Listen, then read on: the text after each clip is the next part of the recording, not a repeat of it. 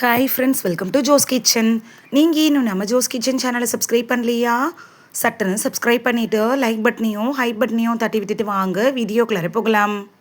வாரத்தில் 3 நாள் முருங்கைக்கீரை சாப்பிட்டா உடலில் நடக்கக்கூடிய மாற்றங்கள் என்னென்ன, யாரெல்லாம் சாப்பிடலாம், யாரெல்லாம் சாப்பிடக்கூடாது, எந்த அளவு முருங்கைக்கீரை எடுத்துக்கணும், எந்தெந்த விதத்தில் சமைச்சு சாப்பிடலாம், இப்படின்னு எல்லாத்த பற்றியும் தெளிவாக பார்க்க போகிறோம். இந்த ஒரு வீடியோ உங்களோட ஹெல்த்தையே சேஞ்ச் பண்ணலாம். ஸோ வீடியோவை ஸ்கிப் பண்ணாமல் பாருங்கள் ஃப்ரெண்ட்ஸ். வாங்க வீடியோக்குள்ளே போகலாம். உங்களுக்கு முருங்கைக்கீரை பிடிக்கும் அப்படின்னா ரெட் ஹார்ட் கமெண்ட் பண்ணுங்கள்.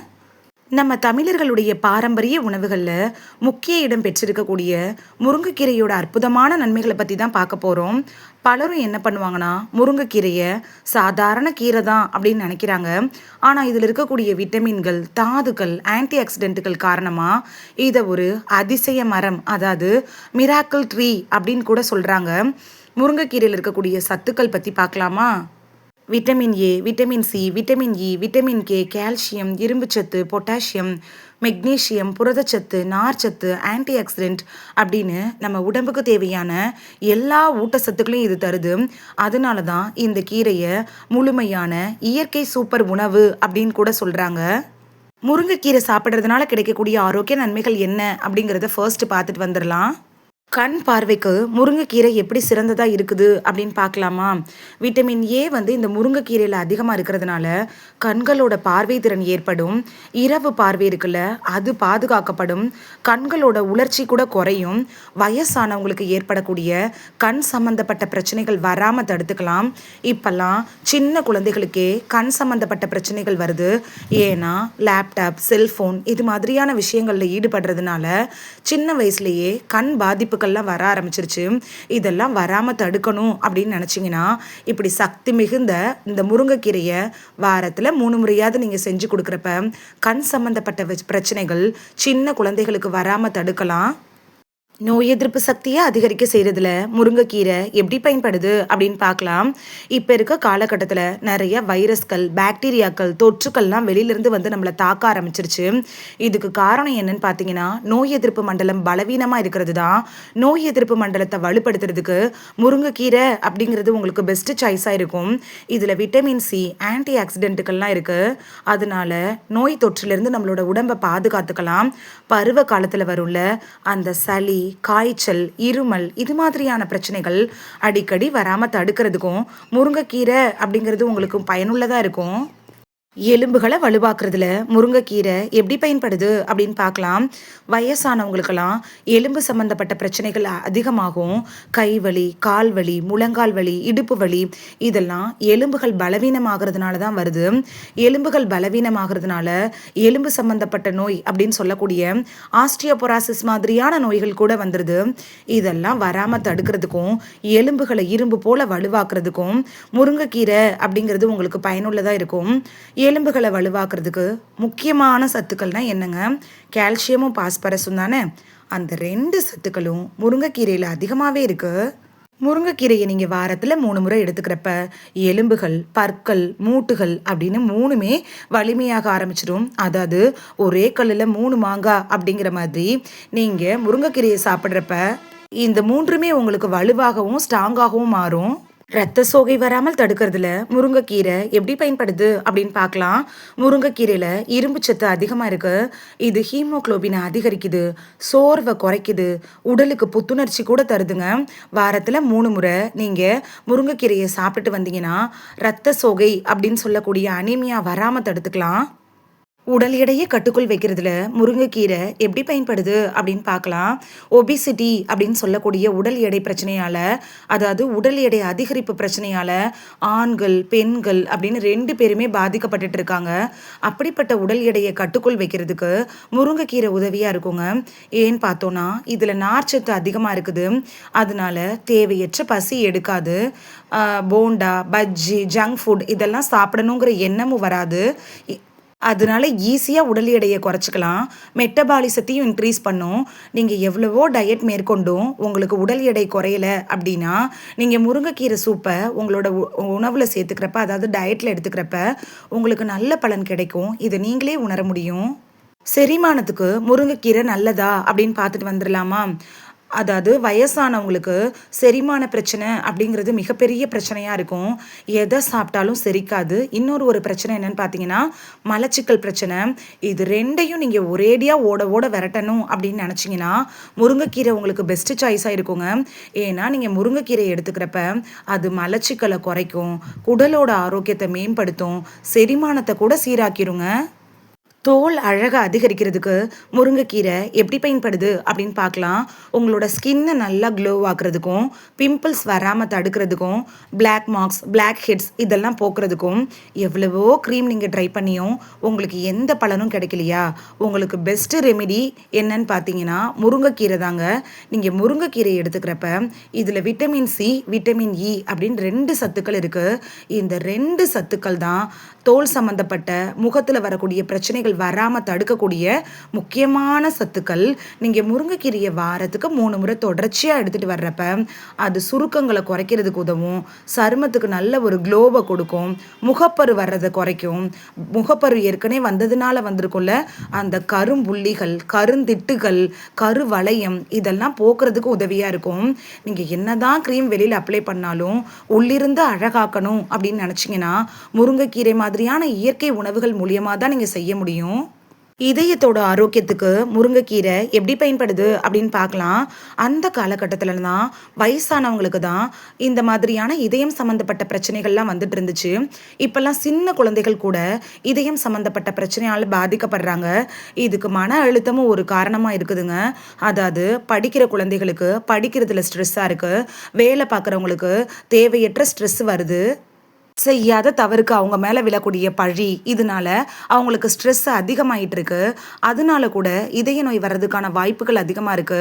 அப்படிப்பட்ட இதய நோய் வராமல் தடுத்து இதயத்தை ஆரோக்கியமாக வச்சிருக்கிறதுக்கு முருங்கைக்கீரை எப்படி பயன்படுதுன்னா இதில் ஆன்டி ஆக்சிடென்ட்டுகள் இருக்குங்க. கெட்ட கொலஸ்ட்ராலை குறைக்கும், அதே டைமில் நல்ல கொலஸ்ட்ராலை பாதுகாக்கிறதுக்கு உதவியாக இருக்கும்.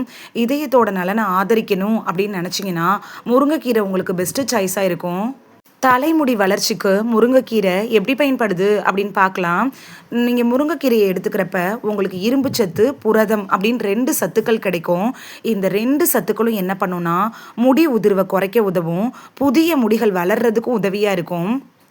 வாரத்தில் 3 முறை நீங்கள் முருங்கைக்கீரையை உணவில் சேர்த்துக்கோங்க. அதோடையே முருங்கைக்கீரை ஃப்ரெஷ்ஷாக கரைச்சிச்சின்னா அதை அரைச்சி அப்படியே தேவையான அளவு மட்டும் தண்ணி ஊற்றி பேஸ்ட்டு கன்சிஸ்டன்சிக்கு அரைச்சி தலையில், அதாவது உச்சந்தலையிலேருந்து அடி நுனி பகுதி வரைக்கும் அப்ளை பண்ணிவிட்டு 20 மினிட்ஸ் அப்படியே விட்டுட்டு அதுக்கப்புறமா நீங்கள் வாஷ் பண்ணிடுங்க. அப்படியே வாஷ் பண்ணிவிட்டு விட்டுறலாம். இல்லை உங்களுக்கு அப்படி பிடிக்கல அப்படின்னா சீகக்காய் போட்டு நீங்கள் வாஷ் பண்ணிக்கலாம். இப்படி செய்கிறப்ப உங்களோட ஹேர் க்ரோத்து நல்லா இம்ப்ரூவ் ஆக ஆரம்பிக்கும், முடி உதிர்றது குறைய ஆரம்பிக்கும். அதாவது முடி கொட்டுற பிரச்சனை இருக்குல்ல அது குறைய ஆரம்பிக்கும். ஹேர் ஸ்ப்ளிட்டன்ஸ் அந்த அடி நுனி பகுதியில் இருக்குல்ல, அதாவது உடஞ்சு போன முடிகள் மாதிரி அது வராமல் தடுக்கிறதுக்கும் உதவியாக இருக்கும். உங்களோட ஹேர் இருக்குல்ல அது நல்லா ஷைனிங்காக மாற ஆரம்பிக்கும். இதெல்லாம் சாப்பிட்ட ஒரே நாளில் நடக்குமான்னு கேட்டிங்கன்னா கட்டாயமாக கிடையாது. 1 மாதமாவது ட்ரை பண்ணுறப்ப தான் உங்களுக்கு பலன் தெரிய ஆரம்பிக்கும். கல்லீரலோட ஆரோக்கியத்துக்கு முருங்கைக்கீரை எப்படி பயன்படுது அப்படின்னு பார்க்கலாம். முருங்கைக்கீரை சூப் அப்படிங்கிறது ஒரு டீடாக்ஸ் ட்ரிங்க் அப்படின்னு கூட சொல்லலாங்க. ஏன்னு பார்த்தீங்கன்னா இது உடம்புல இருக்கும்ல அந்த நச்சுக்களை வெளியேற்றுற வேலையை பார்த்துரும். அதாவது உடம்புக்குள்ளார கல்லீரல், குடல் அப்படின்னு எங்கே நச்சுக்கள் தேங்கி இருந்தாலும், கெட்ட கொழுப்புகள் தேங்கி இருந்தாலும் அதை கரைச்சி வெளியேற்றக்கூடிய தன்மை இந்த முருங்கைக்கீரைக்கு இருக்குங்க. நீங்கள் வாரத்தில் 3 முறை முருங்கைக்கீரையை உணவில் எடுத்துக்கிறப்ப அந்த வாரம் முழுக்க உங்கள் உடம்புல ஜங்க் ஃபுட்டோ இல்லை வேறு ஏதாவது உணவுகள் சாப்பிட்டதுனால வந்தக்கூடிய நச்சுக்கள் இது எல்லாத்தையும் அது வெளியேற்றிடும். அந்த வாரத்திலேயே உங்கள் உடம்பும் குடலும் கல்லீரலும் க்ளீன் ஆயிரும். அதனால கல்லீரலோட ஆரோக்கியத்தையும் பாதுகாத்துக்கலாம். அலர்ஜியே குறைக்கிறதுல முருங்கைக்கீரை எப்படி பயன்படுது அப்படின்னு பார்க்கலாம். மூட்டு வலி, உடல் அலர்ஜியை குறைக்கக்கூடிய இயற்கை சேர்மங்கள் இந்த முருங்கைக்கீரையில் இருக்குது. நீங்கள் வாரத்துக்கு 3 முறை முருங்கைக்கீரையை எடுத்துக்கிறப்ப அது உடல் அலர்ஜியை குறைக்கிறதுக்கு உதவியாக இருக்கும். முருங்கைக்கீரை சாப்பிட்றதுனால பெண்களுக்கு கிடைக்கக்கூடிய நன்மைகளை பார்த்துடலாமா? இரும்பு சத்து குறைபாடு, அதாவது அனிமியா வரும்ல, அதை தடுக்கிறதுக்கு உதவியாக இருக்கும். உடல் பலம் பெறும். தாய்ப்பால் கொடுக்குற பெண்கள் டாக்டர்கிட்ட அட்வைஸ் வாங்கிட்டு அதுக்கப்புறமா முருங்கைக்கீரை எடுத்துக்கிறப்ப உங்களுக்கு நல்ல பலன் கிடைக்குங்க. பெண்கள் கட்டாயமாக வாரத்தில் 3 முறை முருங்கைக்கீரை எடுத்துக்கிறப்ப அவங்களுக்கு நிறைய பலன் அது தரும். மூளையோட செயல்பாட்டை மேம்படுத்துறதுல முருங்கைக்கீரை எப்படி பயன்படுது அப்படின்னு பார்க்கலாம். முருங்கைக்கீரையில் இருக்கக்கூடிய ஆன்டி ஆக்சிடென்ட்டுகள் இருக்குல்ல, இது நினைவாற்றல் திறனை அதிகரிக்குது, கவன சக்தியை மேம்படுத்துது. படிக்கக்கூடிய குழந்தைகளுக்கு நீங்கள் முருங்கைக்கீரையை கொடுக்குறப்ப அவங்களோட மெமரி ஷார்ப்பாக ஆரம்பிக்கும், கவனச்சிதறல்லாம் தடுக்கிறதுக்கு உதவியாக இருக்கும். வயசானவங்களுக்கும் முருங்கைக்கீரைங்கிறது ரொம்பவே நல்லது. ஏன்னா வயதாக நினைவாற்றல் குறைய ஆரம்பிச்சிடும், அவங்க பேரை கூட அவங்க மறக்க ஆரம்பிப்பாங்க. அப்படிப்பட்டவங்களுக்கு நீங்கள் முருங்கைக்கீரையை கொடுக்குறப்ப நினைவாற்றல் இன்னும் குறையிறது, அது தடுக்கிறதுக்கு உதவியாக இருக்கும். முருங்கைக்கீரை சாப்பிட்றதுனால ஆண்களுக்கு கிடைக்கக்கூடிய நன்மைகள் என்ன அப்படின்னு பார்க்கலாமா? சத்துக்கள் நிறைஞ்ச ஒரு உணவாக முருங்கைக்கீரை இருக்கிறதுனால உங்களுக்கு ஒரு நல்ல எனர்ஜி கிடைக்கும். ஒரு நாள் முழுக்க சுறுசுறுப்பாக வேலை செய்கிறதுக்கான எனர்ஜி கிடைக்கும், தசை ஆரோக்கியம் கிடைக்கும், சோர்வெல்லாம் குறைய ஆரம்பிக்கும். ரத்த அழுத்தத்தை கட்டுக்குள் வைக்கிறதுல முருங்கைக்கீரை எப்படி பயன்படுது அப்படின்னு பார்க்கலாம். வாரத்துக்கு 3 முறை நீங்கள் முருங்கைக்கீரையை சாப்பிட்றப்ப அது ரத்த அழுத்தத்தை கட்டுக்குள் வைக்கிறதுக்கு உங்களுக்கு ரொம்ப உதவியாக இருக்கும். இவ்வளவு ஆரோக்கிய நன்மைகள் நிறைந்த முருங்கைக்கீரையை எப்படி சாப்பிடலாம் அப்படின்னு பார்த்துடலாமா? முருங்கைக்கீரை பொரியல், கூட்டு, சாம்பார், சூப்பு, அடை, தோசை மாவில் கலந்து சாப்பிடலாம். அப்படி இல்லைன்னா கீரை மசியல் மாதிரி செஞ்சு சாப்பிடலாம். உங்களுக்கு முருங்கைக்கீரை ஃப்ரெஷ்ஷாக கிடைக்குன்னா இதெல்லாம் ட்ரை பண்ணுங்கள். முருங்கைக்கீரை ஃப்ரெஷ்ஷாக கிடைக்காதுன்னா கிடைக்கிற டைமில் வாங்கிட்டு வந்து நிழல்லையே உலர்த்தி காய வச்சு நீங்கள் பொடி பண்ணி செஞ்சு வச்சுக்கிட்டிங்கன்னா அதை நீங்கள் சாதத்தில் போட்டு நெய் விட்டு கூட பசைஞ்சு சாப்பிடலாம். வாரத்தில் 2 இருந்து 3 முறை நீங்கள் கட்டாயமாக முருங்கைக்கீரையை உணவில் சேர்த்துக்கணும். அதுக்கு மேலே எடுத்துக்க வேணாம். அளவுக்கு மிஞ்சினால் அமுதமும் நஞ்சு அப்படிங்கிற பழமொழி முருங்கைக்கீரைக்கும் பொருந்துங்க. அதனால் வாரத்தில் 2லேருந்து 3 நாட்கள் மட்டும் எடுத்துக்கிட்டால் போதுமானதாக இருக்கும். யாரெல்லாம் கவனமாக சாப்பிடணும் அப்படின்னு பார்க்கலாம். சிறுநீரக நோயாளிகள், பிளட் தின்னருக்காக மருந்து எடுத்துகிட்டு இருக்கிறவங்க, கர்ப்பிணிகள், நாள்பட்ட நோய்களுக்காக ட்ரீட்மெண்ட் எடுத்துகிட்டு இருக்கிறவங்களாம் டாக்டர்கிட்ட அட்வைஸ் வாங்கிட்டு அதுக்கப்புறமா முருங்கைக்கீரையை எடுத்துக்கிறது நல்லது. முருங்கைக்கீரை அப்படிங்கிறது நம்ம வீட்டிலேயே கிடைக்கக்கூடிய இயற்கை நமக்கு கொடுத்த ஒரு உணவு தாங்க. இதை வாரத்துக்கு 2 அப்படி இல்லைன்னா 3 முறை உணவில் சேர்த்துக்கிட்டிங்கன்னா உடலுக்கு தேவையான பல சத்துக்கள் கிடைக்கும். இருந்தாலும் இது எந்த நோய்க்கும் தனியான ஒரு மருந்தாக இருக்காது.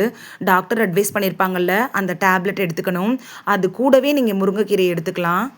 முருங்கைக்கீரை மட்டும் சாப்பிட்டுட்டு டேப்லெட் அவாய்ட் பண்ணால் நோயை குணப்படுத்துமான்னு கேட்டிங்கன்னா கிடையாது. ஆனால் நீங்கள் முன்னாடியே முருங்கைக்கீரை சாப்பிட்றப்ப நோய்கள் வராமல் தடுத்துக்கலாம். முருங்கைக்கீரை சாப்பிட்றதோடையே சீரான உணவு, உடற்பயிற்சி, ஒரு நாளைக்கு 7லேருந்து 8 மணி நேரம் தூங்குறது, 2.5லேருந்து 3 லிட்டர் தண்ணி குடிக்கிறது, இது மாதிரியான பழக்கங்களையும் நீங்கள் மேற்கொள்கிறப்ப ஆரோக்கியமாக இருக்கலாம். இந்த வீடியோவில் முருங்கைக்கீரை சாப்பிட்றதுனால நமக்கு கிடைக்கக்கூடிய ஆரோக்கிய நன்மைகள் என்னென்ன, எவ்வளவு சாப்பிடணும், எப்படிலாம் சாப்பிடலாம், யார் சாப்பிடலாம், யாரெல்லாம் சாப்பிடக்கூடாது அப்படின்னு எல்லாத்த பற்றியும் தெளிவாக பார்த்துருக்கோம். இது உங்களுக்கு ரொம்ப யூஸ்ஃபுல்லாக இருந்திருக்கும் அப்படின்னு நம்புகிறேன். உங்களுக்கு முருங்கைக்கீரை பிடிக்கும் அப்படின்னா ரெட் ஹார்ட் கமெண்ட் பண்ணுங்கள்.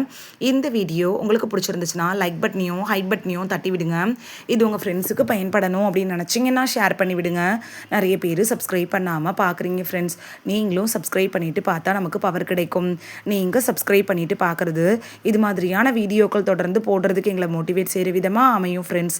சப்ஸ்கிரைப் பண்ணுறதோடு மட்டும் இல்லாமல் பக்கத்தில் இருக்க பெல் ஐக்கானை கிளிக் பண்ணி ஆளுங்கிற ஆப்ஷனை கிளிக் பண்ணி வச்சிட்டிங்கன்னா நாங்கள் வீடியோ போட்ட உடனே நோட்டிஃபிகேஷன் உங்கள் செல்ஃபோனை வந்தடையும். நாளைக்கு வேறொரு ஆரோக்கியமான பதிவில் சந்திக்கலாம். தேங்க்யூ, பாய்.